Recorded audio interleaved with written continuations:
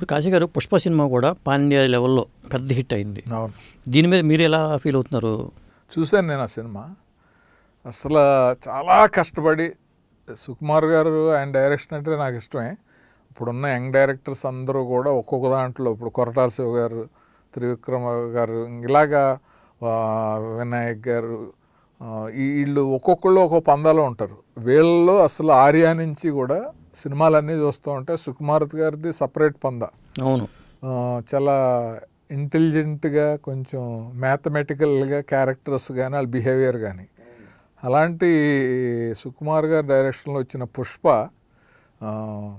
నేను మొన్న చూశాను ఫస్ట్ ఎపిసోడ్. బన్నీ నటన కూడా అందులో అసలు మామూలుగా లేదు. అల్లు అర్జున్ గారి నటన పీక్స్. అంత క్రితం రంగస్థలంలో రామ్ చరణ్ గారితో చేయించిన క్యారెక్టర్ అదే ఇది అనుకుంటే, దీంట్లో అసలు అవును, ఇతను బన్నీ పర్ఫార్మెన్స్ సూపరు, సుకుమార్ గారి డైరెక్షను, టోటల్ ఎంటైర్ క్రూ కష్టం తెలుస్తూ ఉంది. ఏదో జూనియర్ ఆర్టిస్ట్ కాడి నుంచి టాప్ మోస్ట్ ఆర్టిస్ట్ వరకు, రష్మిక, అవును, ఆ అమ్మాయి డ్యాన్స్ మూమెంట్స్, దేవిప్రసాద్ గారి మ్యూజిక్, కొరియోగ్రాఫర్ కంపోజింగు, మాటలు, అదంతా అన్ని రకాలుగా చాలా బాగుంది సినిమా. అఖండ, పుష్ప ఈ రెండు పెద్ద బూస్టింగ్ అనుకోవాలి.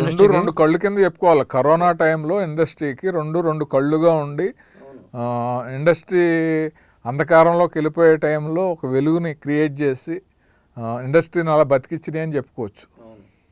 ఫస్ట్ అఖండ, తర్వాత పుష్ప. పెద్ద సినిమా అఖండ మామూలు పాన్ ఇండియా సినిమా కాకపోయినా కానీ పాన్ ఇండియా లెవెల్కి వెళ్ళిపోయింది. అది వెళ్ళిపోయింది. పాన్ ఇండియా సినిమా అయితే దాన్ని మించిన సినిమా నా ఉద్దేశంలో ఆ సినిమా చూస్తే అనిపిస్తుంది.